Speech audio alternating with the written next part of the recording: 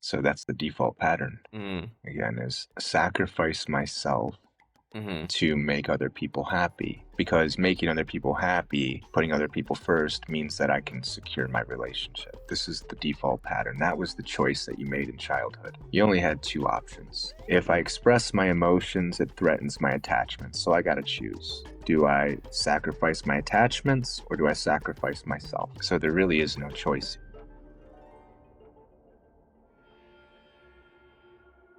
Hello, and welcome back to Retrieving Sanity with your podcast host Keegan, and this is your podcast for all mental health, addiction, recovery issues, and topics. And we've got a special guest today. We spoke to him back in June. You may have heard the episode back in June, but his name is Julian Bermudez. He is a therapist and a guide who helps people reconnect with their most natural state of being present, alive, and whole. His work blends somatic awareness, deep listening, and the integration of psychedelic experiences into a grounded, everyday practice of healing. So, Julian, how are you doing today? Fantastic, Keegan. Thanks for having me again. Of course. It was an awesome conversation we had last time about really diving into like childhood wounds and the stuff like that, because we can't really heal if we don't know what we're trying to heal, right? That's right. Usually the first step that we take here is taking the inventory of all the things that are causing us pain or to suffer. Acknowledging it, recognizing it. Those are the first steps. Yeah. And I mean, whenever you say recognizing it, a lot of us would probably say we know it, like just because we're experiencing it, right? But would you say that that's really the case? Well, we might notice that something's happening, yes. And there might even be a part of us that knows that something's not quite right here. So we might be stuck in like a default pattern, a default loop. The same circumstances, situations keep coming back around. And it's the same pain over and over and over again. And so we might say that we know that very well, but then there's also the part of us that says, and something's not quite right. I need to heal. I need to whatever it is. So there's the part of us that knows that we're off the rails. So we might know it, but we don't know it. We can see it coming up, oh, why it's here. What's it trying to teach us? What does it need in order to be processed, soothed, and to be at rest? Those are things that we're talking about. Ooh, okay. So that in its whole entirety, that could be called integration, correct? Yeah, taking that information, right? Not just knowing it, not just understanding it, but then actively applying it, making choices on a daily basis to take that teaching, that lesson that I was just mentioning, and to apply that into your life. We would call that the integration. Gotcha. So that sounds like a lot of work, though, having to sit there and kind of dive into an inventory of sorts and then figure out what choices I have to make every day afterwards to change myself. But that's kind of how it goes, right? Is there any easy way around that? Yeah, this is you're hitting the dichotomy here that so many people are in right there. It's a lot of work. I don't want to do it, and I'm bitter and resentful that I have to do it. That's very common. I see that with a lot of people, and I've been there myself. And then we could ask the question of, well, if living life with awareness, being present with the experience of life, being attuned and connected to it, exercising agency and choice, so that way we can experience and dance with life and navigate life in ways that are authentic to who we are. If we call this work and we say that we don't want to do it, well, then what is the point? What do we want to do? Ooh. Because if being free and liberating ourselves from these old patterns and constantly making choices, having the ability to make choices rather than being stuck in those default patterns, we're kind of at the whim of those old patterns, our old conditionings, the environments that we developed in. So if claiming liberation and freedom isn't what we're actually wanting, what is it? Ooh, I'm loving that kind of questioning because it's helping someone actually be able to sit there and make them draw up their own conclusion, whatever it is that they want, right? Because in a sense, you're right. If someone wants to call it work, it's going to be work. But at the same time, what is anything but work in some sense, right? Because even play is a work in some regard because energy is being output, and there's no real way to sit there and be like, I'm going to keep this little bit for myself. Whenever we're trying to change and do this integration and stuff, if we're really wanting that output to be different, if we are trying to change our situations and all that, then how can someone look at it through a lens that isn't something that they must suffer through? Mm-hmm. Yeah, you're really, again, nailing it here, which is these default patterns. Again, we might know them, but here again, we might be stuck in it and not even be aware that we're in this pattern. So the lens that we're looking through, the worldview that we're seeing ourselves and what we're engaging with, this dictates so much of our experience. So we could say, yeah, it's work and I don't want to do it and it's bitter and it's nasty. Where did we learn that from? Yeah. Where did we learn that to participate in life and to exercise choices is dangerous, threatening, suffering, tiresome, laborsome, overwhelming? See, these are those same familiar patterns, again, just showing up in a new way. Now, I don't know about you, but like when I'm doing something that I really enjoy, playing with my dog, for instance, doing things with my dog, which I do a lot of things with her just so she can live her life. I don't see that as work. Yeah. When I'm doing something that I really enjoy, like playing an instrument, there's a lot of work that goes into it to develop the dexterity, the strength, the mobility, the knowledge to know what to play, how to play it, when to play it, kind of deal, to know your place in the band or in the orchestra.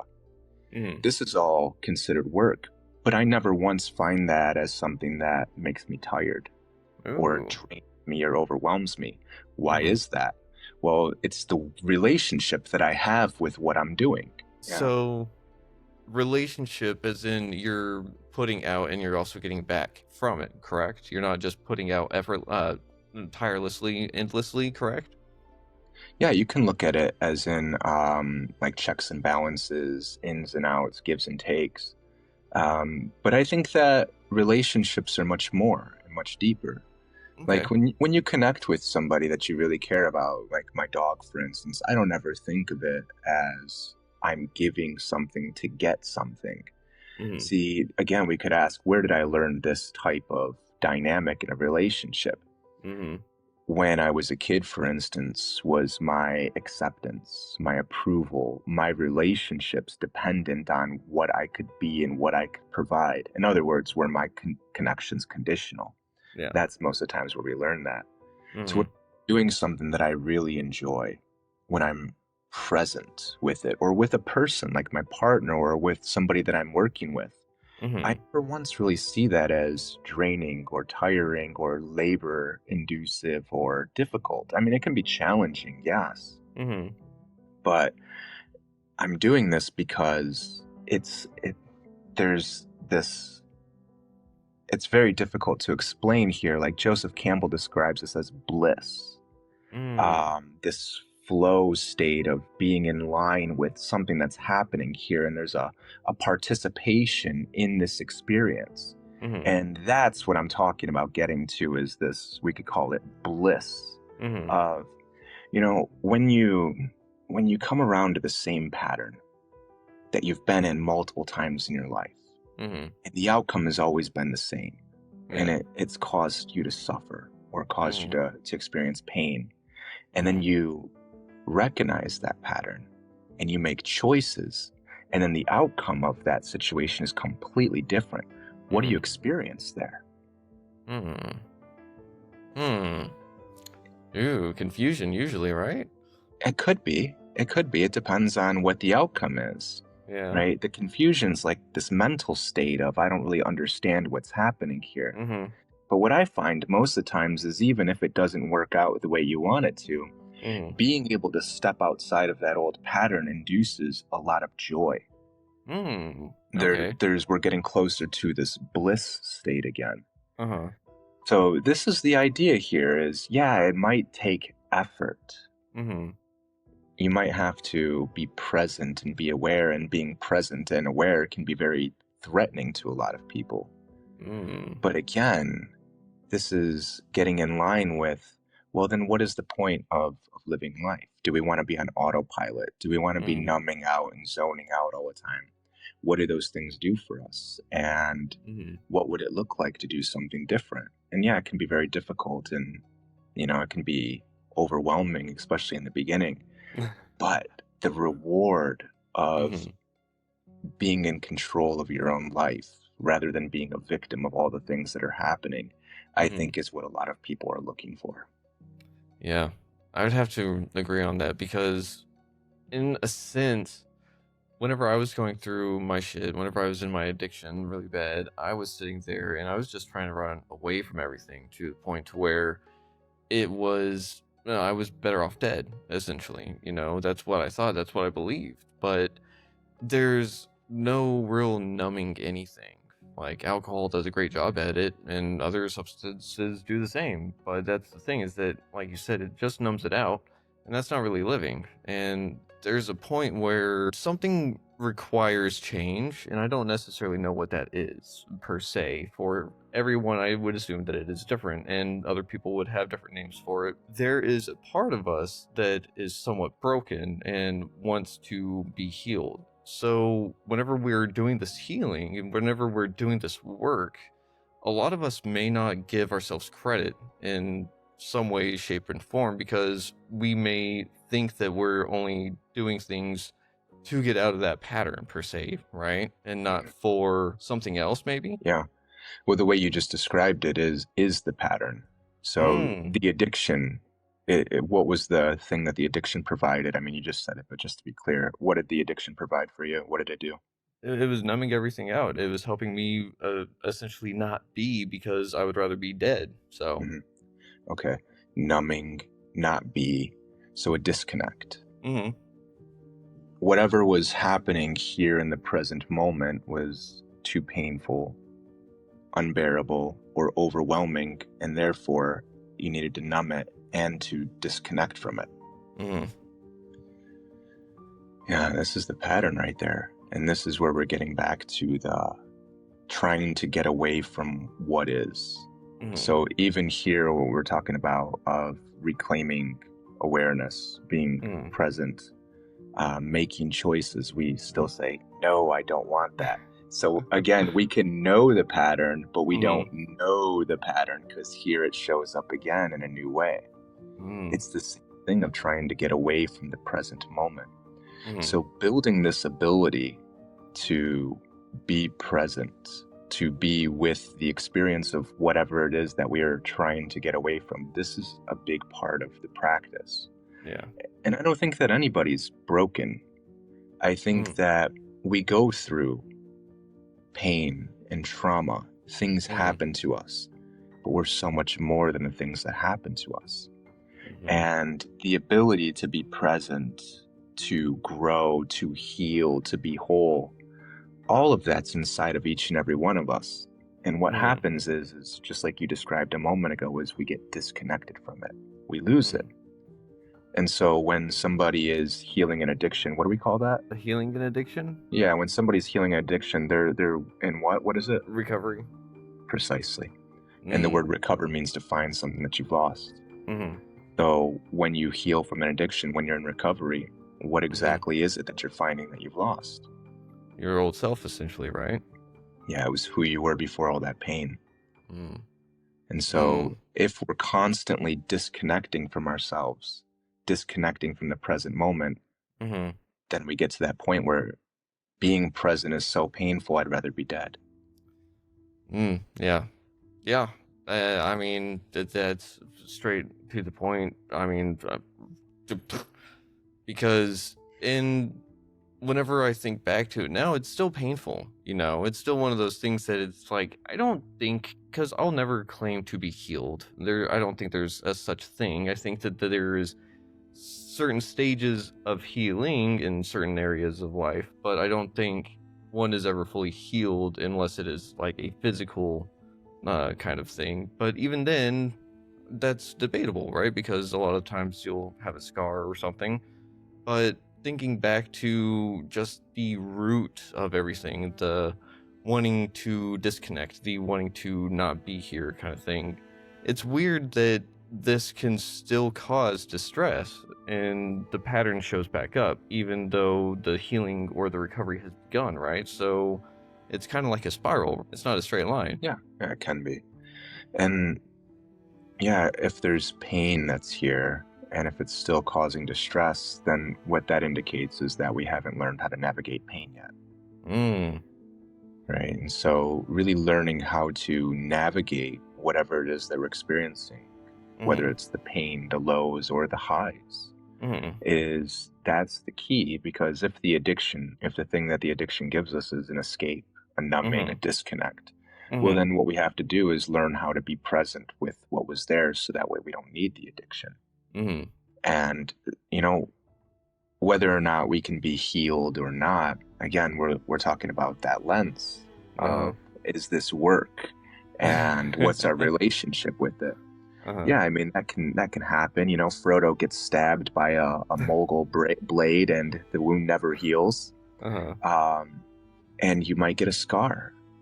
But scars, when you get wounded, they become stiff, rigid, numb. You can't feel very well. Sometimes even overly sensitive and painful.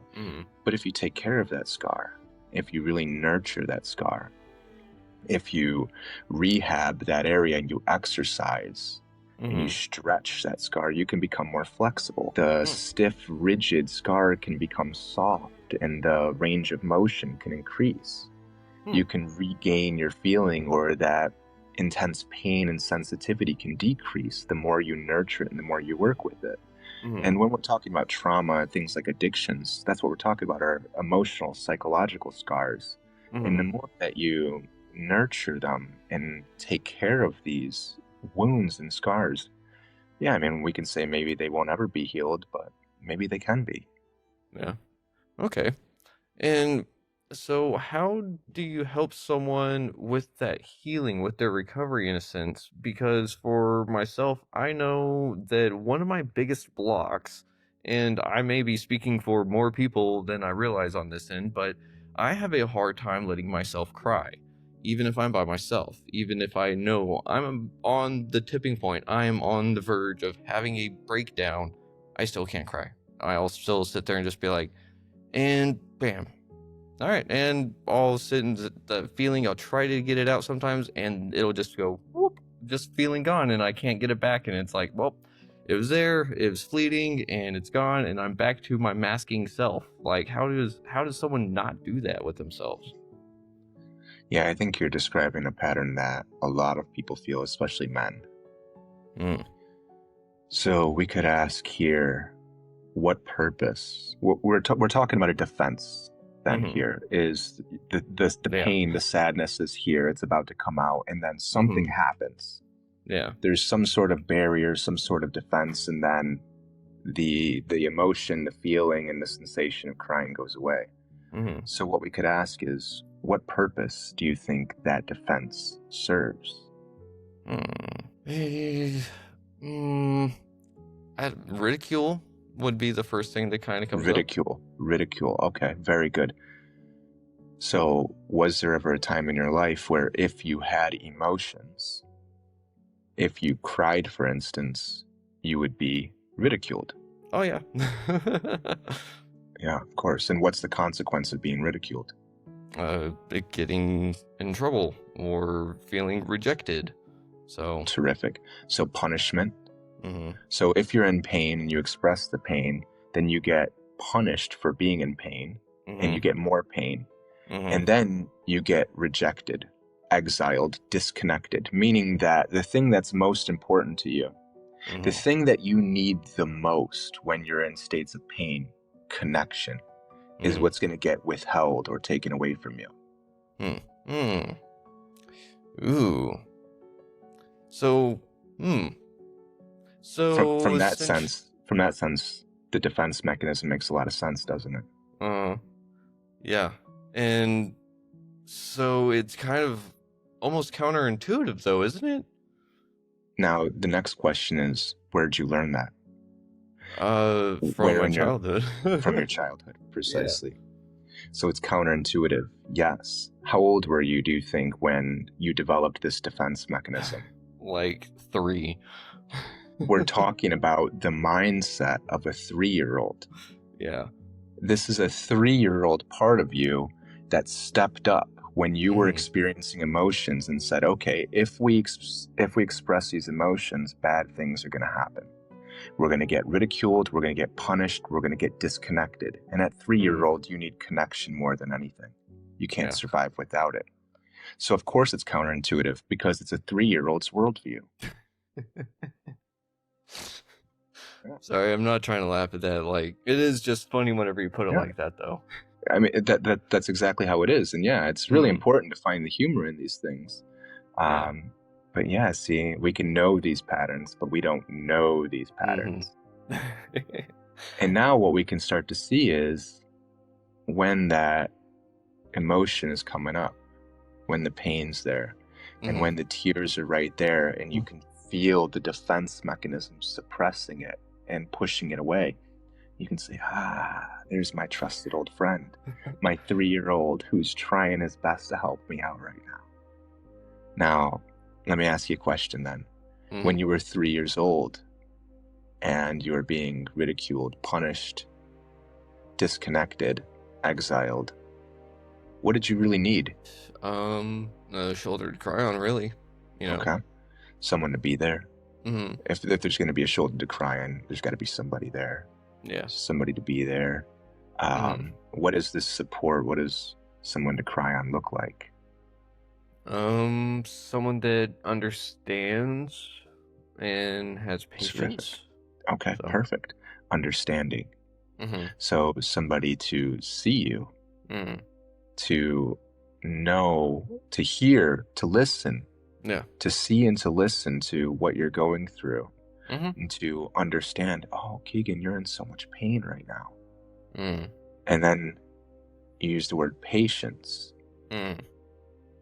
Is that like acceptance? Like they accept that you're going through it? Kind of, because whenever I have like the ugly cry, I can't talk. So I can't express myself. I can't say what is actually bothering me. Sure, like what 3-year-old could. Yeah. Yeah. Yeah. Yeah. Yeah, what are you feeling right now? It's hard to say. I don't know. Does that make sense? Yeah, I mean, that's exactly what we're talking about. Confusion's the mental state. Yeah. That's the form of disconnect. Yeah. So I feel that joy for sure, because I do find the humor in it. A part of me is sitting here going like, can't believe this is live stream. Like, hope no one's watching right now. But at the same time, like, this is it's freeing, but at the same time, it's like also one of the things that pops up is like, this is so silly. How can I not do this by myself? Does that make sense? So what are you doing right there? First thing is, I can't believe this is live stream. Yeah. And then the second thing is, and how can I not do this on my own? So what's happening there?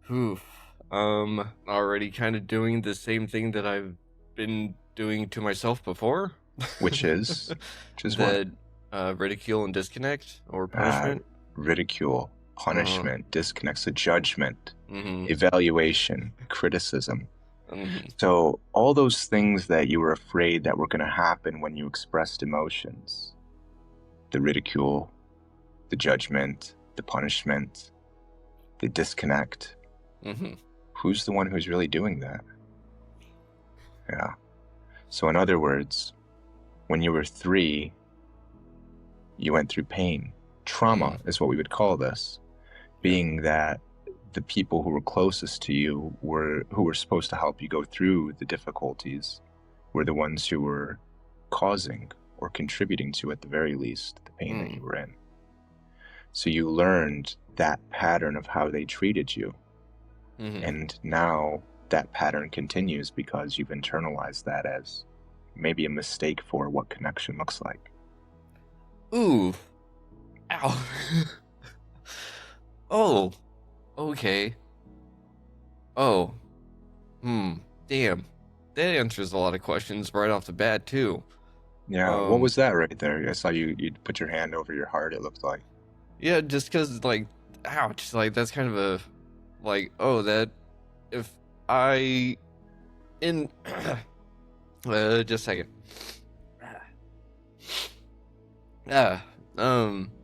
There was a point, in my recovery where I recognized that at some point I had attributed love equaled pain, that for some reason you cannot love if you do not suffer at the same time. Yeah. And I was like, where did that come from? I was like, but is that true? And part of me is like, oh, this makes a lot more sense of where that belief kind of even started from. Oof. Ouch. You know the Offspring song, Self-Esteem, the more you suffer, the more it shows you really care. Yeah, and he's talking about, being in one of those negative feedback loops of mistaking abuse for connection and love. And that's very easy to do because we learned that somewhere. And from what you've told me, you learned it at a very early age. So now the question becomes, this pain from the past is still here. These patterns are still here. This defense that you have, this 3-year-old part of you is still standing up saying, I can protect us. Now, we know exactly what you needed when you went through this pain. So the question becomes, who's the person who's going to have to do that? All those things that you needed that you didn't get, who's the person who's going to have to give them to you? Me. Right. Yeah. So when that pain comes up, your natural default pattern is to do what with it? Shove it away. Yeah. And why do you shove it away? Because it's easier to numb away and disconnect, and that is a form of love for myself. Yeah. Shove it away, default pattern, judge, criticize, punish, exile. In other words, continuing the same way that you were treated when the pain developed in the first place. So now you're at a junction of choice. You can keep doing that. And a lot of people do choose to continue doing that. It's the familiar pattern. It might be very painful, but at least, hey, we don't have to step outside of that. Or you can choose to do something new. And the something new is looking like all those things that you needed that we just identified. You can practice giving yourself those things. Yeah. So how would one start to do that in such a way that it resonates with their younger self? Yeah. Well, you kept going like this when we were talking. You kept feeling something there. So I assume that there's a physical feeling that's associated with this pain that we've been talking about. Whenever it comes to rejection, rejection and stuff actually causes a physical manifestation of pain in the chest. So, what does it feel like? Sharp pain, like a stab. Sharp like a stab. Okay. How long's that been there? Ever since I can remember, really. Okay. So early childhood. About the same time that we've been talking about. Yeah. Okay. That's where the pain lives. That is right there. That's the 3-year-old that we were talking about who still lives inside of you. So do you talk to that part of you, or? Maybe. When I asked you what did you need, you didn't say somebody to talk to. Yeah. In fact, that might have even been distressing because you were afraid that you wouldn't be able to communicate the right way. Yeah. So essentially just, I need to be there for myself. So just be there for myself? And that's a start. Because you really needed somebody to be there for you. Right? But you also needed somebody to really see you. Because your parents were there, right? You had parents that were physically there, right? But they weren't emotionally there, obviously, from what you've said so far. And in fact, the emotional connection that they had sounds like it was quite a painful one. Yeah. So just being there doesn't cut it. What you needed was somebody to be attuned to your emotional experience. So when you go to your parents and, oh, go ahead, let's hear it. Oh, You got something there. No, that would just make sense because, hear me out. A lot of guys fall for the one that got away or whatever, but I think it's the one that they feel is the one that kind of sees that younger self. Does that make sense? Like, you're getting into something really important here, which is when we have these wounds from the past that are based on unmet needs. Like we said, we very much confuse compassion, connection, attachment for abuse. So we always look for the people who are going to neglect and not be able to meet our needs in the way that we need, just like our parents couldn't. But, damn. So in a sense, I'm responsible for that end of the pain, though. Because I chose to go after it consciously, right? Did you? Did you make a choice? Did you consciously know that you were trying to fulfill these unmet needs from people who could not give them to you? No. No, of course not. See, there's the judgment again, isn't it? God. Yeah. See, we know these patterns, but we don't know these patterns. Shit. Yeah. So let's get back to what you were just asking a moment ago, which is, what can I do with this? Yeah. And you said, do I just be there for it? And that's not it. It's just being there.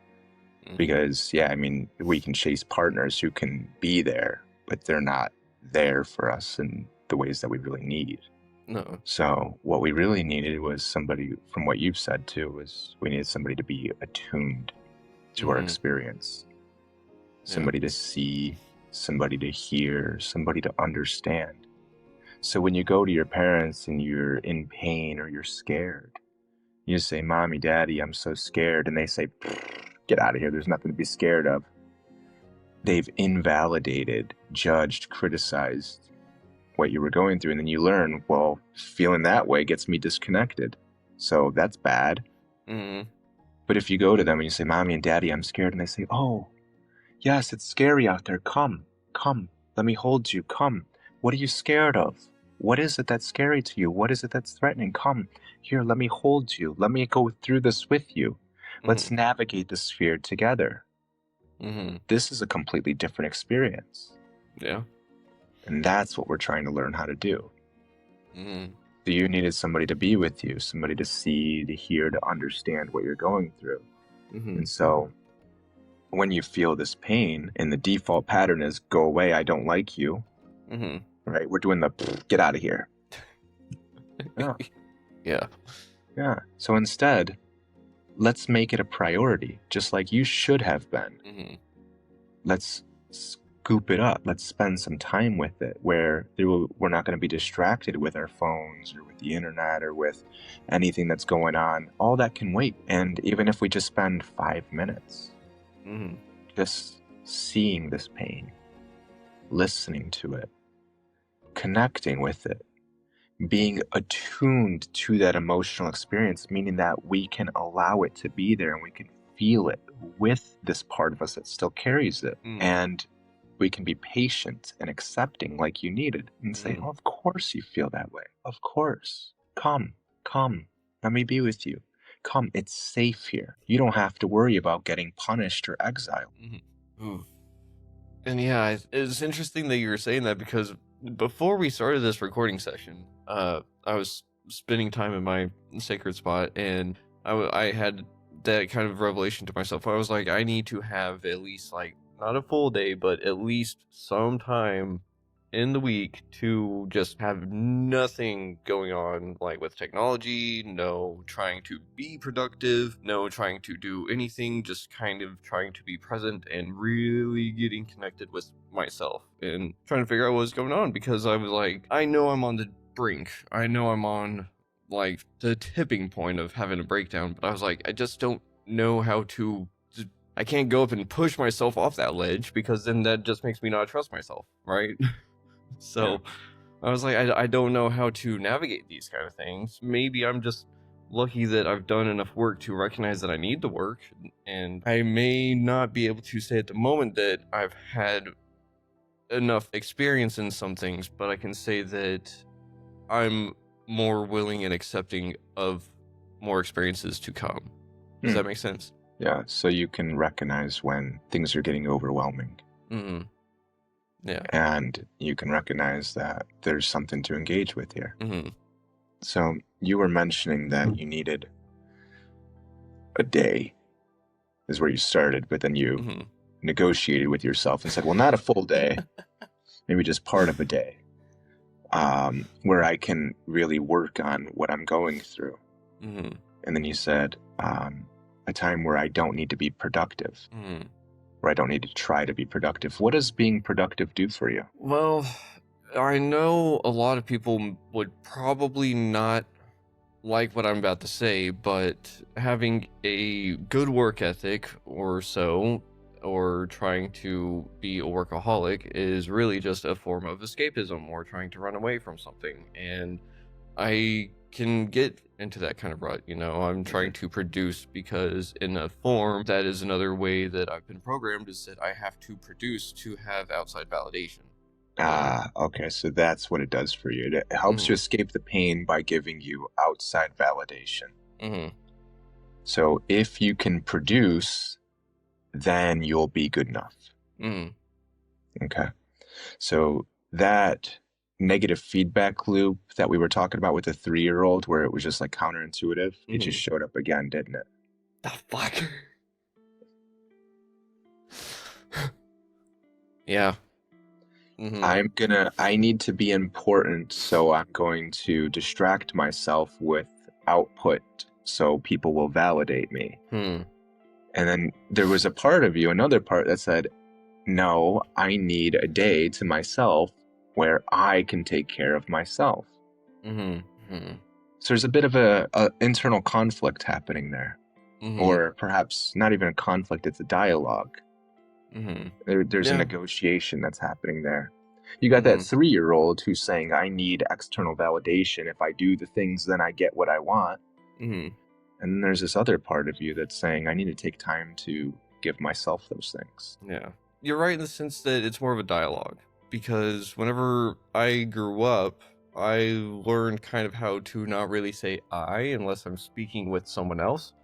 And I had this question asked to me a few months ago, and it was, why do I refer to I as we? And I was like, because I'm really not too sure at the moment. I had a good reasoning back then, but now I'm kind of like, I think I did that because I needed a friend at the moment. I think I needed something like that. I needed a mentor of a sorts. I needed a role model, and I kind of stepped up for myself, but I didn't know who adult me should have been. And so I don't know. Maybe that's it. Maybe it's just me conversing with myself, trying to figure everything out.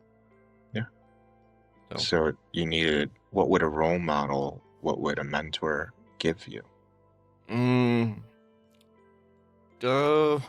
Guidance, but in the same light, whenever people have asked me like who've been my role models and stuff, and it was like, well, I never really had many besides like my parental figures, and that was kind of it. So maybe that's where I messed up, not broadening my horizon. Yeah, I needed a role model that would give me guidance. That sounds very similar to those things that we were talking about that you needed, that you didn't have. Yeah. Connection. Somebody to be there with me, somebody to see me, somebody to understand me, somebody to listen, somebody to be patient, somebody to help me navigate difficult times. And so, yeah, you didn't have those things, so you're stepping up trying to give it to yourself. And so here, when we're in this dichotomy, this dialogue of, I'm in pain, I don't know what to do, and 3-year-old steps up and says, well, we do things, and that'll get us the validation and acceptance. Mm-hmm. You can step up and say, it doesn't matter if people on the internet like our YouTube video or our Instagram video. Mm-hmm. That's not going to change or fix anything. Here, come, let me spend some time with you. Mm-hmm. And you don't need to spend a full day once a week doing that. Yeah. You can do it all throughout the day. You can spend 5 minutes 3 times a day doing it. I mean, that's 15 minutes out of your day. I don't know about you, but I spend way more time looking at stupid things on YouTube. Yeah, that's for sure. So what we say is, for 15 minutes a day, I'm going to make myself a priority where I am important enough. I'm deserving. I'm good enough. I'm deserving of attention. I'm deserving of connection, and I'm going to give myself that. And, you can do it for those 3 times throughout the day, 5 minutes each time, but all throughout the day, you could just take a moment. You're going to the fridge, and instead of just opening the fridge and mindlessly scouring through it and grabbing whatever you want, you can take a minute and pay attention to that pain and say, I see you. I know you're still here. Come, let's get something to eat together. Seriously. Yeah. Yeah, what are you feeling there? Sadness of a sort, but it's more of I wouldn't call it bittersweet, but something that is like, so part of me is trying to not judge myself for calling it kind of silly, but it's because that 3-year-old me was like, hey, yeah, he's right, like, listen to him. It's something that's like, I can tell that that's something that I definitely need to do, but that kind of comes with the whole factor of, but how do I put myself as a priority whenever I've been taught that other people come first, So that's the default pattern. Again, is sacrifice myself to make other people happy. Because making other people happy, putting other people first, means that I can secure my relationships. So this is the default pattern. That was the choice that you made in childhood. You only had 2 options, right? If I express my emotions, it threatens my attachments. So I got to choose. Do I sacrifice my attachments, or do I sacrifice myself? Oof. You can't survive without your attachments. But you can survive by sacrificing your emotions, by sacrificing your own needs, by sacrificing your own expression, by sacrificing your own well-being. So there really is no choice here. Yeah. It was an adaptation. And that's what we're talking about. Yeah. An adaptation to survive. Precisely. So what we do here is we keep noticing that. That adaptation, the judgment, the criticism, the evaluation, the punishment, self-punishment, all those things that you're doing to yourself, those are all adaptations. They're all trying to help you survive. Yeah. And so the way that we do this is we continuously practice making choices. So all throughout the day, you continuously practice making yourself a priority. You continuously make the choice to make yourself important. You continuously make the choice to pay attention to that feeling. Yeah. You continuously make the choice to try to be patient and accepting and understanding rather than judging and criticizing. And I'm emphasizing the word practice here because, how old are you? What's your age? Just turned 33. I had to think about 33. that. Yeah. So you've got 33 years of a deeply entrenched pattern. And so it's going to take a lot of practice to channel the energy of a new pattern down a different trench. So it's a continuous practice. We try to be gentle. We practice gentleness. We practice humor. We practice the joy. We practice being attuned and connected to what it is that we're going through. Okay. So, I mean, and whenever I pictured that, for some reason, I just kind of imagine, instead of using a shovel to make a new waterway, you just kind of pour water on the path that you wanted to go on. Eventually, it erodes everything away,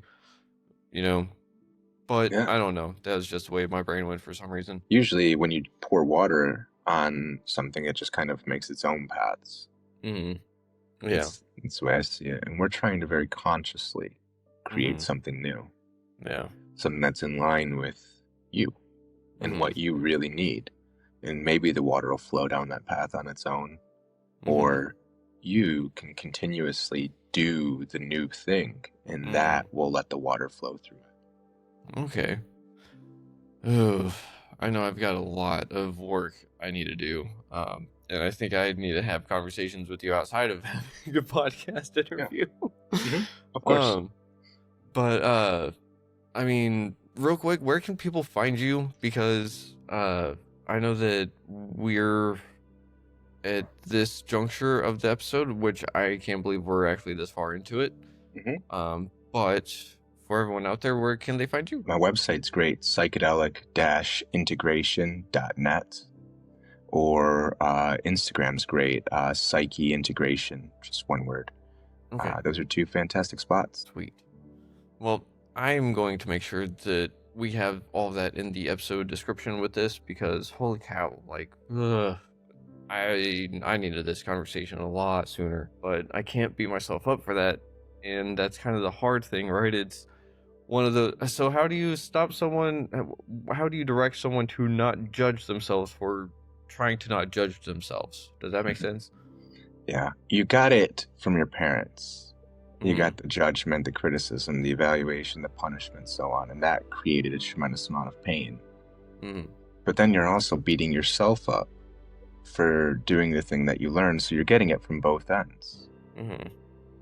And so what we're going to do here is we're going to continuously practice being kind to yourself for doing the thing that you learned to do. When you're a kid, you can only make sense of your world by modeling what your parents are doing.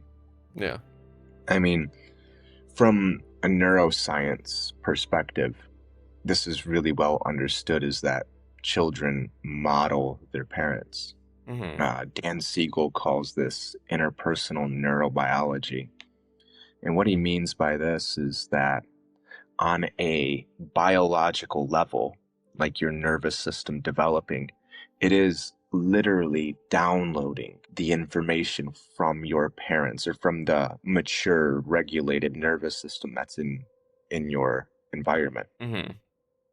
But what happens when your parents or your caregivers don't have a mature, regulated nervous system? What happens when they have these exact same patterns of pain? That's what you download. That's what your nervous system, that's what your default patterns develop into. So instead of trying to say like, oh, I judge myself, I beat myself up, maybe that's true. We could also say, I inherited a pattern of beating me up. I inherited a pattern of judging myself. I learned this from somewhere. And that's only one choice. I can do something else. I'm judging myself again. There's that familiar pattern. Hi, Mom. Hi, Dad. Gosh, you guys really got it bad from your parents, didn't you? Oh, man, this pattern goes through all the generations, doesn't it? Yeah, okay, I'm going to do something different. So it's a constant practice of recognizing when we're in it and then saying, there it is again. Hi, Mom. Hi, Dad. How'd you get here so fast? I see you're trying to help me, but no, thank you. I don't need that. I'm going to try and do this. And then that's whenever we introduce the new thing that we're trying to do and not just beat myself up, right? Precisely. So we recognize that we're doing it. We accept that we're doing it. Again, if we deny that we're doing it, the same thing. Yeah, exactly. So that acceptance that you needed, that patience, we're going to try and do that. And then we say, okay, where did I learn this pattern from? Yeah, it goes back to my childhood. I learned it from Mom and Dad. What did I really need? And now I'm going to try and nurture myself with those things that I really needed. This obviously does not happen overnight or in a week, 2 months, 3 years necessarily. Like you said earlier, I have 33 years I got to work on, and that's just one area, and that there's no real telling like how much it's going to actually take, right? You know, honestly, I think that we spend the rest of our lives constantly exercising these new practices. And I can't think of anything that's more worthwhile than to change a pattern that's been handed through numerous generations, so many that we can't count, that landed right here in front of us. We have the choice, the opportunity to change a lineage that has gone for who knows how long, hundreds, thousands of years, maybe even more, and has landed right here, right now. And we can make a direct change in what the next generation and the following generation inherits. So we literally change not just our own lives, but we can change a major way of how people interact with this world. So I can't think of anything else that's more important than to spend the rest of our lives really trying to change these patterns. Oof. I love what you just said, because it really made it tangible for me, that saying of generational trauma, because it really is something that just gets passed down and unknowingly from one to the other. And hopefully it's unknowingly, right? Hopefully someone doesn't know what they're knowingly doing to their children to traumatize them. But that's the thing, is that we can do different. We can do better for ourselves. We can do better for those around us, but it does take a lot of work. And I'm not afraid to call it work if it means that it's going to help make the world a better place in the end, But at the same time, I think that I can be proud of that work, and that's work worth doing, Yeah. So. Yeah, I mean, look at something trivial like playing guitar. Or playing another instrument like drums. I play both of them. And sometimes I get on my guitar and I need to work. I need to practice a specific movement, a specific scale, a specific technique, whatever it is. And it's work. And then my ability to do my craft of making these sounds that tell stories increases exponentially. And so, yeah, it's dedication to your own craft of who you are. And that is work. And, for so long, that was what human cultures looked like, is dedication to your craft. And we got so disconnected from that, from all of these patterns of trauma. So, yeah, it's a recovery of your own empowerment, your own ability to have agency and choice over the type of life that you live and the person that you are. Oh, I really, really, really like the way that you just put that too, because holy cow, you got away with words, man. Thank you. I've just got to say that I want everyone to recognize that they're capable of being better for themselves, because that's where this really starts, right? We can't be better for other people if we're not better for ourselves first. Yeah. So. Yeah, I mean, there's a plane going overhead or a helicopter going overhead. I live in Portland, Oregon, so there's constant helicopters over my house these days. And when you're on a plane, they always tell you the same thing: secure your mask before assisting others. Because if the plane starts going down and you're fiddling around trying to help everybody else out and you pass out, everybody's out of luck. So you got to put your mask on. You got to take care of yourself. Everybody always thinks that I want to change the world. So much in the world is suffering right now. So many things are falling apart. We don't have to look very far to see it. And so we want to go out in the world and we want to make changes. And we have to ask, why do so many ideologies, so many intentions that are well-meaning, designed to propagate love, acceptance, and community, always end up hurting people? Well, because most of the times we have hurt, traumatized people acting out their traumas in the guise of helping people. So if you really want to see a different world, you have to follow what almost every spiritual teacher has said throughout the ages: work on yourself first. I think that is something that we can all really take and hold close and dear to our hearts, and work on ourselves, because that, I think, is the best service that we can do for the world, right? Yeah. So. Yeah. A lot of teachers say that the world changes naturally, inevitably, when you change yourself. So that's the goal. I love that. Julian, I do hate this because we are at the end of this episode, but I do trust that we can see you on in the future, correct? Of course. Awesome, because I'm going to probably make myself look like a fool again by crying on camera, but I think it's all well worth it, because if I can do it, then other people can do it in the safety of their own home, and they don't have to have someone recording them. So Yeah, and we can recognize when we're judging ourselves and calling ourselves fools and say, next time around, I can have emotions and I'm entitled to it and it'll be okay. see, and that was me trying to be easy on myself too. Damn it. Anyways, I'll work on it, and maybe my self-talk will be better around next time, and we'll figure out if I've made improvement in that. What do you think that our next conversation could be geared towards if we just uncovered this kind of wound within myself, and how other people can work towards their similar wounds in that regard? Yeah, it's hard to say. A lot of the times, these conversations just kind of take shape by what's happening. They're it's like a living, breathing thing, and whatever wants to come up comes up. Like I didn't plan for this at all, and I didn't know that we were going to talk about any of this, and it just kind of comes up. Yeah. But what we could do is we could do the practice rather than talking about it. And we did a lot of identifying, but we can actually practice doing those things that you really needed that you didn't get, and I think that could be useful for a lot of people to see. Okay. Yeah, that sounds like an awesome thing, because first conversation was really just trying to figure out who you are and how you help everyone else. And then this one, unfortunately, I had to sit there and just dig myself a hole. Unfortunately.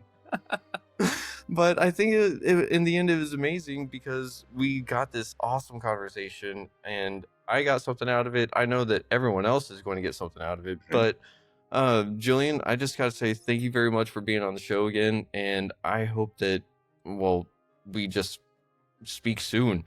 Yeah, I'll be happy to. And one last thing I'll say is I have free groups that I do multiple times throughout the week, or throughout the month. I'm sorry. I usually do them weekly, bi-weekly.